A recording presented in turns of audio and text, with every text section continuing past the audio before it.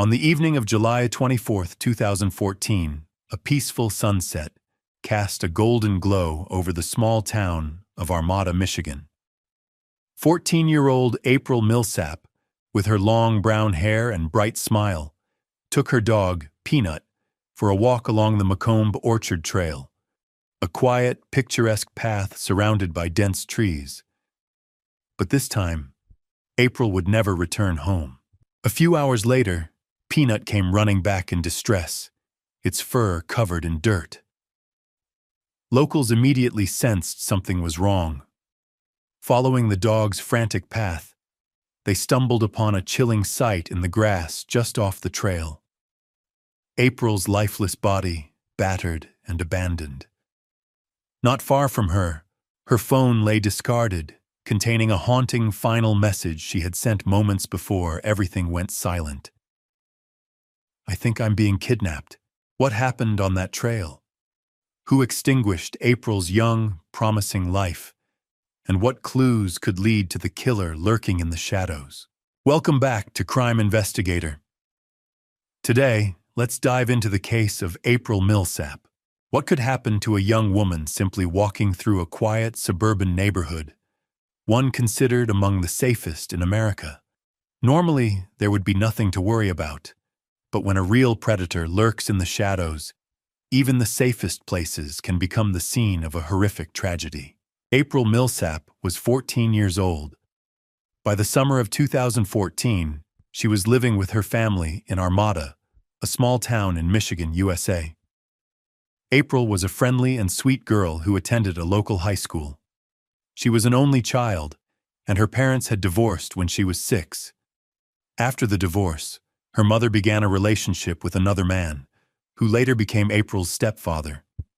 April quickly grew close to him, and they developed a warm bond. April was a cheerful girl with a great sense of humor, always bringing joy to her family. Her positive attitude helped her form a close circle of friends. She was creative, loved drawing, stayed active, and dreamed of becoming a veterinarian. Despite her young age, April seemed mature and independent. By the time she turned 14, she often walked her dog alone and enjoyed spending time with her friends while maintaining a close relationship with her family. April also had a boyfriend named Austin Schutt, who was a year older than her. They attended the same school and had been dating for about a year at the time of these events. In 2014, the town of Armada had a population of about 1,100 people. It was considered a safe, family-friendly place where everyone knew each other. However, as life sometimes proves, even the safest places can attract danger.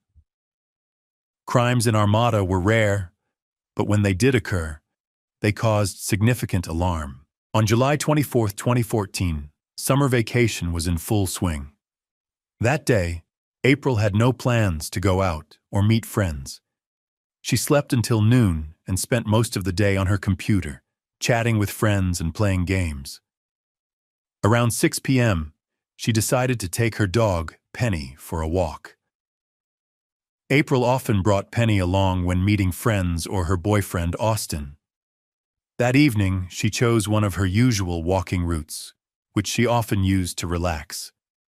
Her walks typically lasted no more than an hour. Her mother, Jennifer, waited for her at home without concern. But when an hour and a half passed and April still hadn't returned, Jennifer grew increasingly anxious.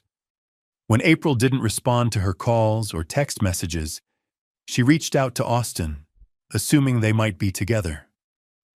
However, Austin told her he hadn't seen April all day and had only communicated with her online. Jennifer's worry deepened, and she began contacting April's friends and classmates, but no one knew where she could be. About half an hour later, there was a knock at the door. Hoping it was April returning from her walk, Jennifer felt a brief sense of relief. Instead, she found Austin and his friend standing on the doorstep. They had come to check on April because they were also concerned. Austin then showed Jennifer a message he had received from April at 6:28 p.m., roughly 40 minutes after she had left the house. Although Austin initially said he hadn't heard from her, he admitted to seeing the message later, either because he hadn't noticed it right away or had been out of network coverage at the time. The message contained a chilling statement. "They tried to kidnap me." Alarmed, Austin had immediately started searching for her. Realizing the seriousness of the situation, Jennifer called her husband, who was at work. Alarmed, he left his job immediately to join the search. He met up with Jennifer and Austin, and the three decided to split up to cover more ground along April's usual walking routes. Jennifer also contacted the police, who promptly joined the search efforts. Shortly afterward, April was found. A man and a woman jogging along one of the trails came across a dog on a leash. Penny seemed extremely agitated. When the woman attempted to grab the leash, Penny ran off but stopped periodically, as if trying to guide them somewhere. They followed Penny into a dense thicket, where they discovered the body of a girl. The victim was later identified as 14-year-old April Millsap. By the time her family arrived, forensic experts were already working at the site. In Armada, the local police force consisted of only 2 officers, neither of whom was trained to handle cases of this nature. Serious crimes were almost unheard of in the area, and the small force was sufficient for dealing with minor issues like petty theft. However, this case was different. None of the local officers had ever investigated a violent murder, and their resources were minimal. The sheriff immediately reached out to more capable authorities at the county level. Law enforcement from other regions was quickly brought in to assist with the investigation, as they had more experience and better resources. April was discovered lying on her back at the bottom of a ravine. Her shoes had been removed and were found a few meters away. Her clothing and underwear had been pulled off, suggesting a possible sexual assault.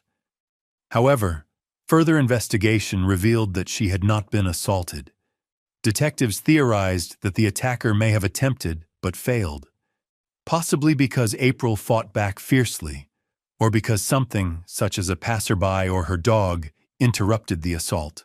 Regardless, she was subjected to a brutal beating.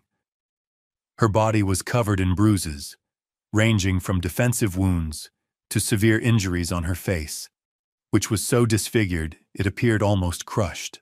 The forensic examination identified at least 48 separate injuries, many concentrated on her face and neck. Her body was covered in dried blood.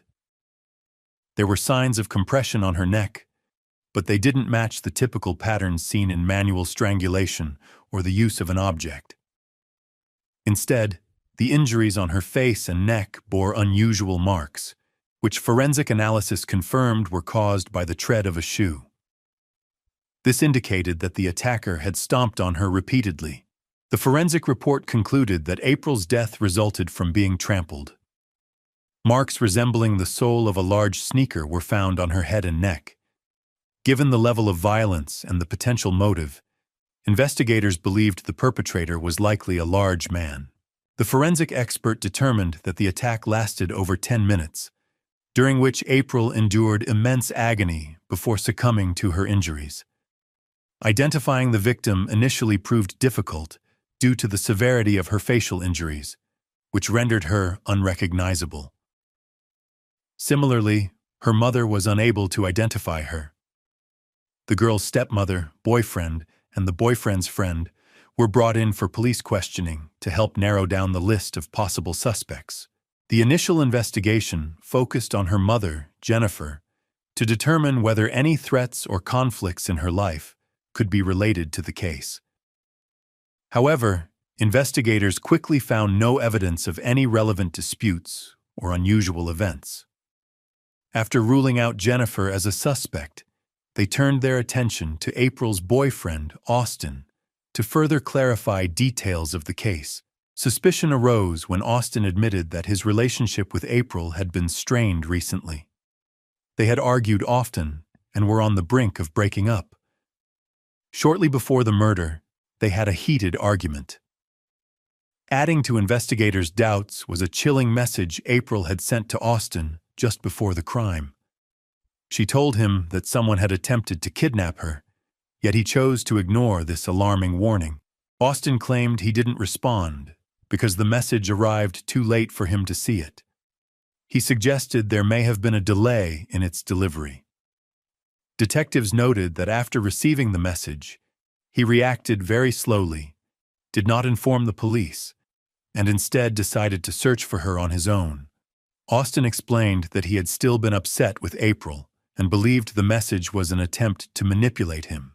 He thought she was trying to provoke his concern and push him toward reconciliation, not realizing the gravity of the situation. Regarding their quarrel, Austin insisted that April's behavior had been incomprehensible.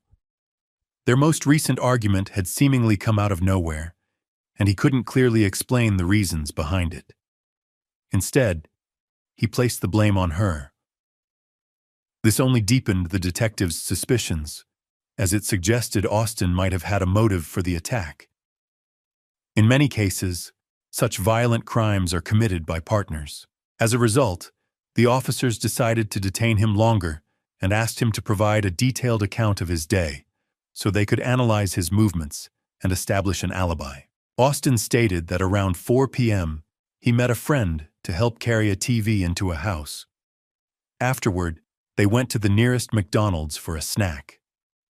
His account was later confirmed by surveillance footage from the restaurant, which showed him there at the specified time, around 6:30 p.m., just a few minutes after April sent the message about the attempted kidnapping. It became clear that Austin could not have been involved in the murder. Since Austin was ruled out as a suspect, investigators turned their attention to the victim's mobile phone, hoping it might provide crucial information. They suspected April might have received a message from the person stalking her. However, her phone was not found at the crime scene. Detectives theorized that the killer had taken it, turned it off to prevent tracking, and discarded it elsewhere. To locate the phone and other potential evidence, a thorough search was conducted along the route April was believed to have taken, but no clues were initially found. Law enforcement, specialized search dogs, and the FBI joined the effort. After nearly a full day of searching with no results, a breakthrough finally occurred. The next day, April's phone was discovered about a kilometer from the crime scene and was immediately sent to a forensic lab for analysis. Around the same time, news of the brutal attack spread widely through local newspapers and TV channels. Authorities appealed to the public for witnesses who might have noticed anything unusual near the trail around the time of the crime. However, in the early stages, this only heightened public fear and anxiety.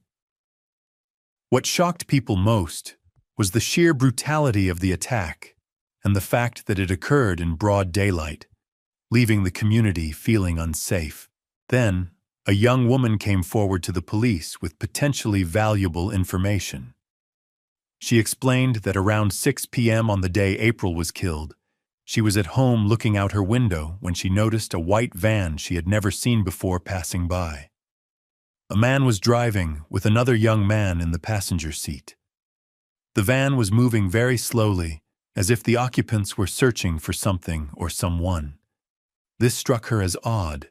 When they noticed her watching from the window, they stopped and stared at her, even pointing toward her house. The encounter made her feel uneasy. After hearing about April's murder, she became worried that these two men might have been involved. She feared they could have been looking for a target and had attacked April. Detectives found this information credible and important to the investigation. They considered it plausible that a white van had been driving around the area searching for a victim and that April was unfortunate enough to catch the men's attention. The police issued another public appeal, sharing a description of the white van and a composite sketch of the two men inside, hoping to gather more leads. The following day, a man and his friend contacted the police. They admitted to driving a van in the area that evening. They explained that they were construction workers and had been driving slowly through the neighborhood because the driver wanted to show his colleagues some houses where he had previously worked, one of which happened to be the house where the young woman lived. Their account was verified, and local residents confirmed their story, clearing them of suspicion. The men were eager to assist with the investigation in any way they could. The day after the incident, several people contacted the police to report a suspicious motorcycle and its rider. Witnesses recalled seeing a schoolgirl walking her dog along a path around 6:30 p.m. They noted that she wasn't alone. She was accompanied by an older man who was pushing his motorcycle by hand. The two appeared to be walking and talking casually. At the time, the witnesses assumed the man was her father, as his demeanor seemed calm and April showed no signs of fear. However, upon reflecting on the situation later, doubts about the man began to emerge. None of April's friends or family recognized him based on the description provided, suggesting he was a complete stranger to her. According to witnesses, this encounter occurred around the same time April had texted her boyfriend about an attempted kidnapping, raising further suspicions about the man. Since there were very few motorcyclists in town, the man and his unusual motorcycle quickly caught the attention of locals. The motorcycle was described as having a rare blue and white color scheme, making it easy to identify. Thanks to this detailed description, police located a motorcycle matching it just 3 days after April's murder. On April 27, 2014, it was found parked in the driveway of a local house. When officers arrived, the motorcycle was still there. The officers approached a man working in the garden who told them the motorcycle did not belong to him. Instead, it belonged to his 32-year-old friend, James Donald Van Callis, who lived in a neighboring town about 30 kilometers from Armada. This information was verified. On April 28th, officers met with James, the owner of the motorcycle, to question him about his whereabouts on the day April was killed. From the start, James was cooperative and willing to answer all questions. He claimed he had been at a friend's house in Armada during that time, and his friend confirmed the alibi. However, authorities found the alibi unreliable, as the witness was a friend who might have been covering for him. Additionally, there were minor discrepancies in the timeline. When asked about the shoes he wore that day, James provided a pair of white sneakers. However, the tread on the shoes did not match the marks found on the victim's body. Detectives decided to take a closer look at James to eliminate him as a potential suspect. While he had a criminal record, it was not for violent offenses. His convictions included breaking and entering, failing to pay child support, and robberies that occurred in 2005 and 2006. However, upon reviewing James's background, the police uncovered something far more alarming. His father, James Bernard Van Callis, was a registered sex offender. The elder James Bernard had been convicted of abusing a 13-year-old minor. At the time, both men lived in the same family home. Authorities considered the possibility that James Bernard and James Donald might be involved in criminal activities together. However, the investigation primarily focused on the son, as witnesses had described a middle-aged man matching James Donald's appearance. A search of their home revealed that James Bernard and James Donald were illegally growing marijuana. The quantity was so large that they were arrested and charged with distributing a controlled substance. This allowed law enforcement to detain them, ensuring public safety and preventing the suspects from fleeing the state while the investigation continued. Police thoroughly inspected all the shoes found in the men's house, but none matched the tread marks found on the victim's body. Additionally, numerous DNA tests were conducted on their clothing, but no traces linked to April were discovered. However, forensic experts who examined the motorcycle were confident that James Donald had used strong cleaning agents shortly before it was seized by police for analysis. They suspected this was an attempt to remove evidence. James Donald was largely successful. As no traces of forensic evidence were found, detectives quickly confirmed their suspicions when James Donald's girlfriend contacted the police. She reported that on the day of the murder, she came home to find him meticulously cleaning his shoes, motorcycle, and helmet with strong disinfectants. This unusual behavior made her suspicious. The injuries on the victim's head were consistent with marks that could have been caused by a helmet, leading investigators to believe James Donald might have used it during the assault. She also revealed that he had traveled by car that day to a nearby town where the victim lived, supposedly to visit a friend. James Donald's girlfriend described a pair of black and white sneakers that he frequently wore and loved. However, these shoes did not match the ones he handed over to detectives when questioned. After that night, she never saw those sneakers again, leading her to believe that James Donald had disposed of them, fearing he couldn't fully clean away the evidence. She further detailed her troubling relationship with James Donald, describing him as extremely abusive and controlling. Recently, she had felt more like his hostage or property than his girlfriend. He tightly controlled every aspect of her life, even forbidding her from leaving the house unless he accompanied her. She had suspected him from the start, but feared he would kill her if she contacted the police.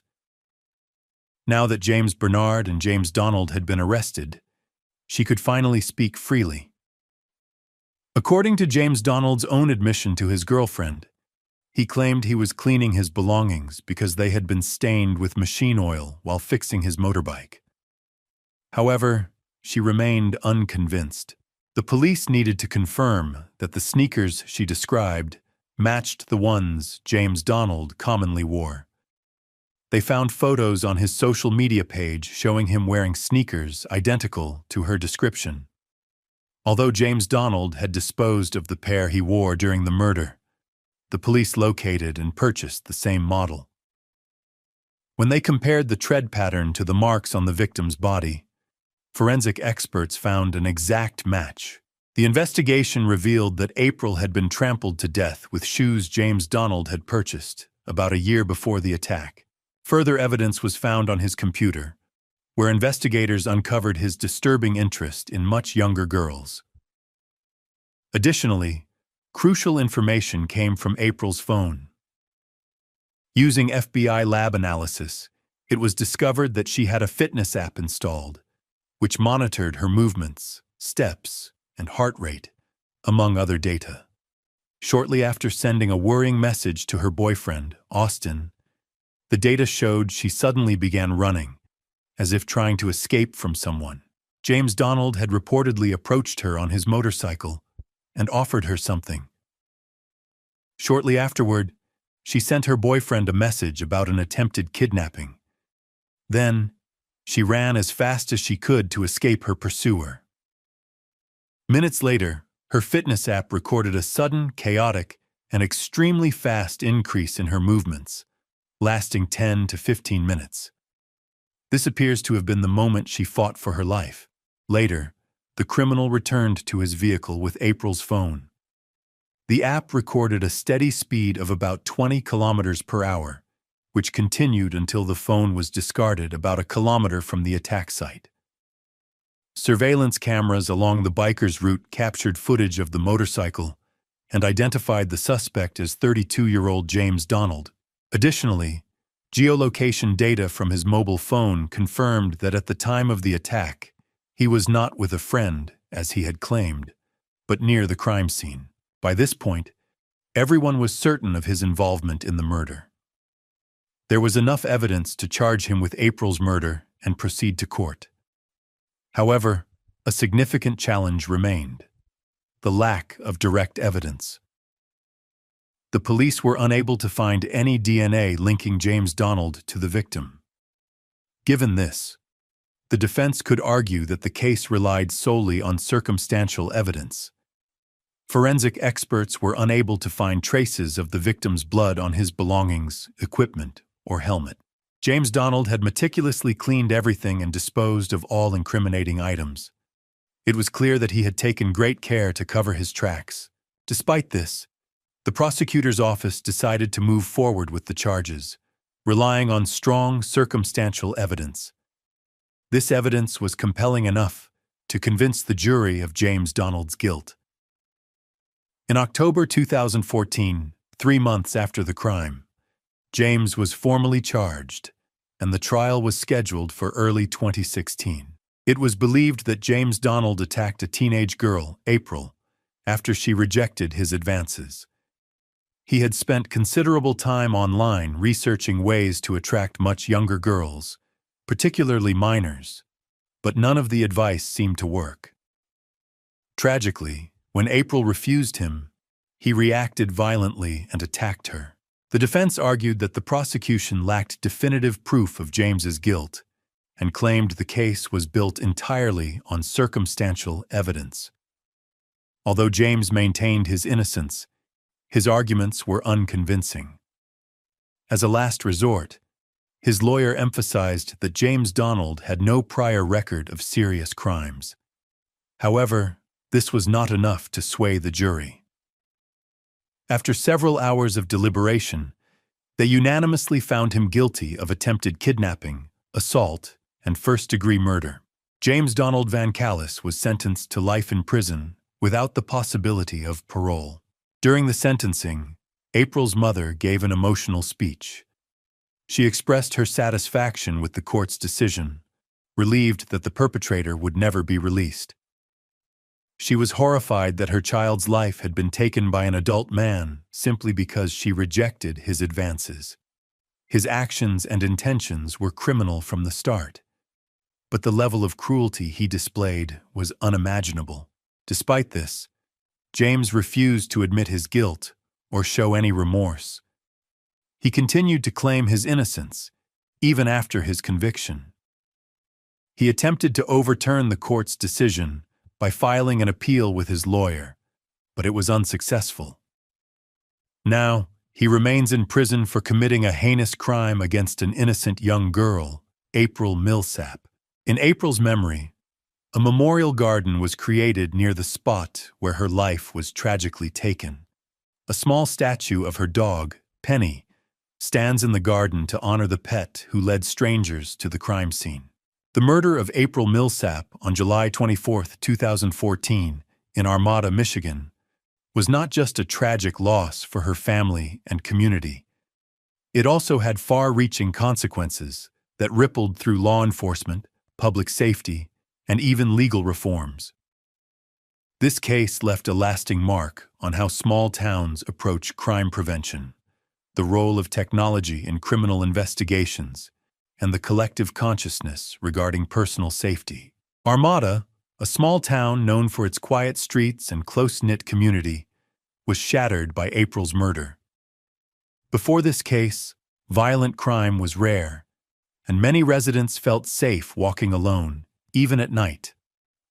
However, after April's death, there was a dramatic shift in the community's perception of security. Parents became more cautious about letting their children walk outside alone, and residents began advocating for better street lighting and increased police patrols, particularly around trails and parks. Schools in Armada also responded by implementing more comprehensive safety education programs. Awareness campaigns about personal safety, self-defense classes, and community watch initiatives grew in response to the widespread fear that followed April's murder. The sense of vulnerability that overtook the town was a stark reminder that violent crime can happen anywhere, even in places once considered safe. One of the most notable aspects of April Millsap's case was the role of technology in identifying and capturing her killer. April's phone, which she had with her at the time of the attack, played a crucial role in providing investigators with key evidence. The GPS data from her device helped police track her movements and reconstruct the final moments before her death. Additionally, her chilling final text message, "I think I'm being kidnapped," became one of the most haunting pieces of digital evidence in the case. This case set a precedent for how digital footprints can be used in homicide investigations. Law enforcement agencies nationwide began to take a closer look at the potential of cell phone data, social media interactions, and fitness tracking apps to aid in criminal investigations. As a result, police departments invested in better training for officers in digital forensics, ensuring that such crucial evidence would not be overlooked in future cases. From a legal perspective, the trial of James Van Callis, the man convicted of April's murder, reinforced the importance of forensic and circumstantial evidence in securing convictions. The case relied heavily on surveillance footage, GPS data, and witness testimonies, highlighting how modern investigative techniques can strengthen prosecution efforts. Furthermore, it underscored the need for more stringent parole regulations, as Van Callis had a criminal background before committing the murder. His prior offenses raised discussions about monitoring repeat offenders more closely to prevent violent crimes. April's case led to significant changes in public safety measures, particularly in Michigan. The tragedy sparked discussions about improving security in public parks and trails. Many local governments responded by installing more security cameras, emergency call boxes, and increasing police presence in areas frequented by pedestrians. Furthermore, April's case emphasized the importance of community involvement in crime prevention. The quick response from local residents, who reported suspicious activities and assisted law enforcement, played a key role in solving the case. This reinforced the effectiveness of community watch programs and encouraged more neighborhoods to implement similar initiatives. Additionally, April's story helped normalize conversations about safety among teenagers, who are often the most vulnerable demographic. Schools and advocacy groups launched new campaigns, encouraging young people to take proactive steps to protect themselves and recognize warning signs of danger. The media coverage of April's case was extensive, bringing national attention to the dangers lurking even in seemingly safe environments. True crime documentaries, podcasts, and news specials have revisited the case multiple times, ensuring that April's story remains a cautionary tale for many. The rise of true crime media in recent years has contributed to an increased public interest in crime prevention, victim advocacy, and the justice system. April's case has been featured in several true crime shows, reinforcing the idea that public awareness and vigilance can sometimes be the key to solving crimes or preventing them altogether. The murder of April Millsap was a devastating tragedy that changed the lives of many people. Not just her family and friends, but also law enforcement officials, legal professionals, and everyday citizens. The case highlighted the importance of digital evidence in modern investigations, led to changes in public safety policies, and reinforced the need for vigilance in communities. While nothing can bring April back, her story continues to serve as a powerful reminder of the importance of awareness, preparedness, and justice in preventing future tragedies.